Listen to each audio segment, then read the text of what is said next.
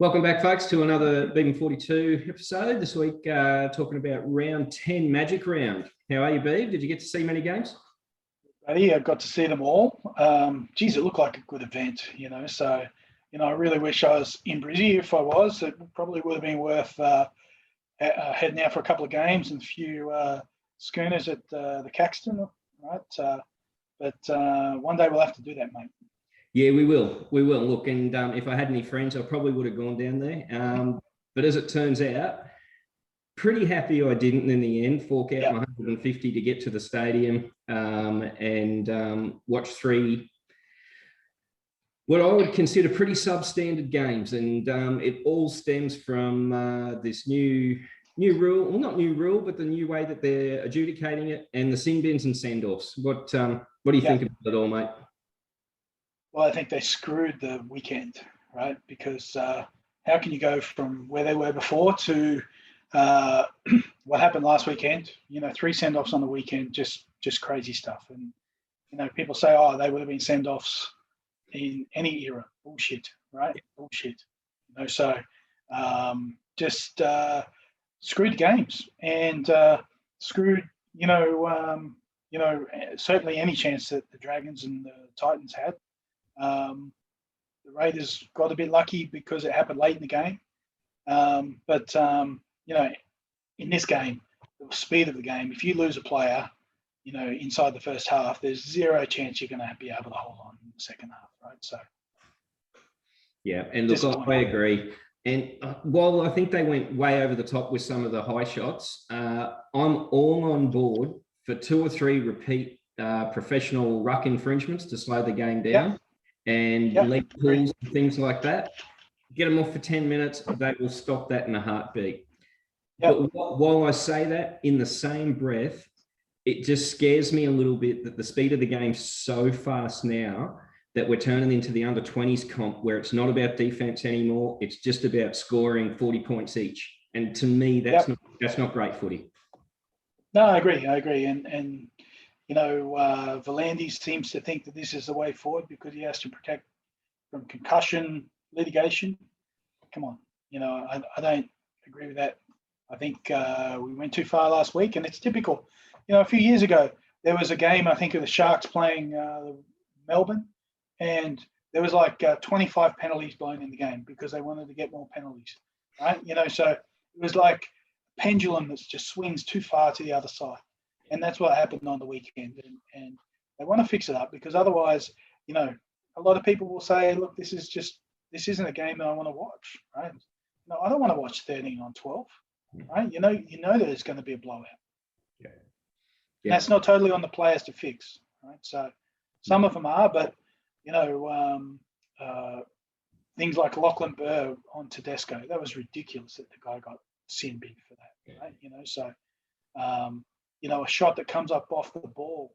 I'm not sure that's really on the player, You see some of those massive hits where people come in hard and they hit the ball and it pushes the attacking player backwards, right? So, I just think you hit the ball. My angle was to hit low below the shoulders, came up. Don't send someone off for that. It's ridiculous. Yeah, and I agree. And unfortunately, I think our 2 guys probably were the ones that warranted sin binning. Sin bin or send off? Well, I think at least a sin bin. I think, and this is going to sound rough, but I think yours was probably the worst of the round. Fuimono. Is that his name? Fui.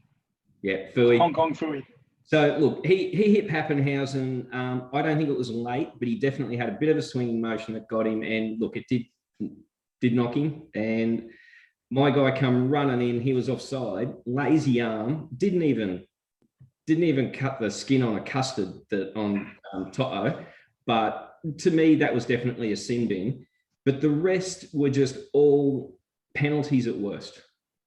I didn't have a problem with Papali's send-off because Papali did hit shoulder first. And I don't think that, I'm not sure who the dog was that he hit. Katoa. No. Right.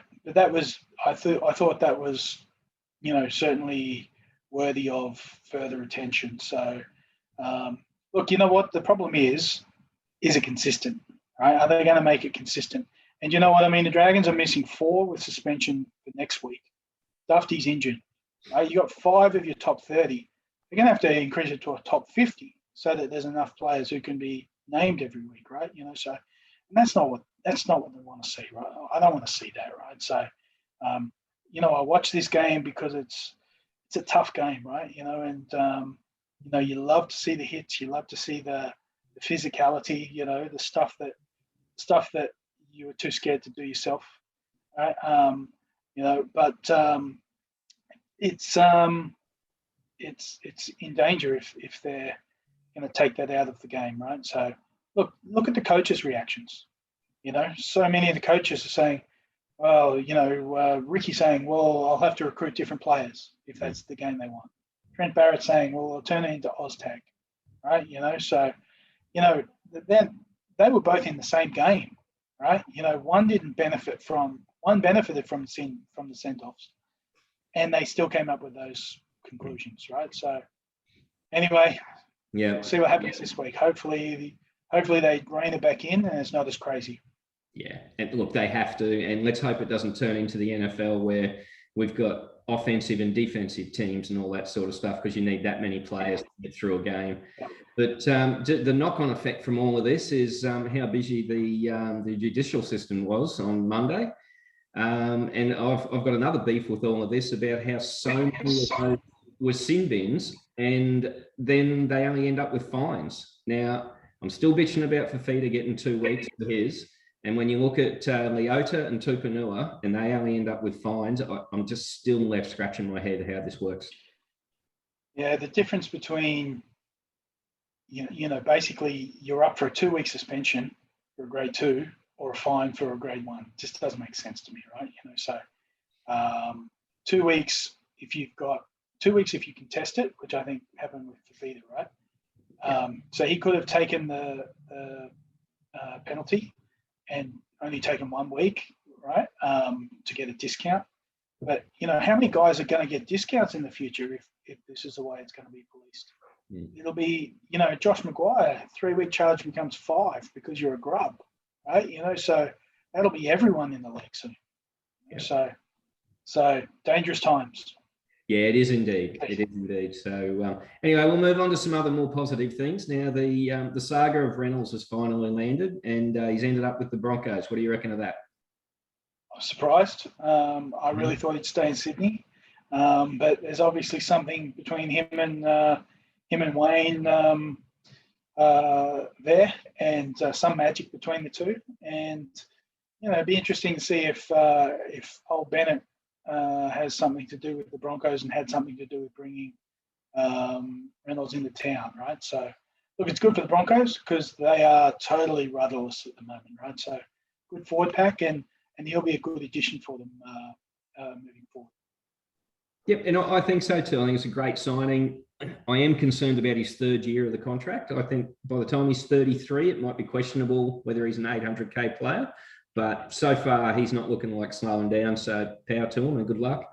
And we'll end on a really positive note where Brad Arthur's young fella got a start, and a bit of a Cinderella story for him. Yeah, well, it was a good story. I mean, even selecting him, you could see he didn't want to pick him.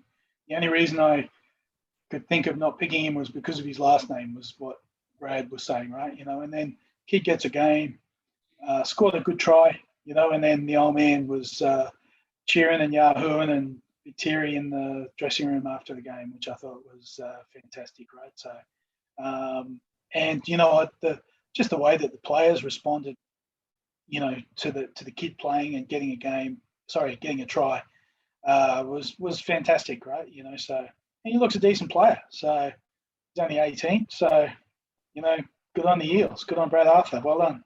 Yeah, exactly right. And credit where credit's due. And it was only his name keeping him out of the side. And good luck, Brown, getting back into the side, I reckon, because he looks like he might stay for the year, in my opinion.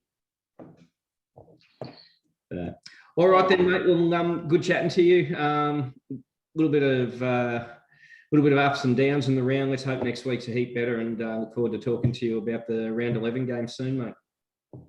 No worries. All right. Take care. All right, buddy. Take it, lady family. See ya.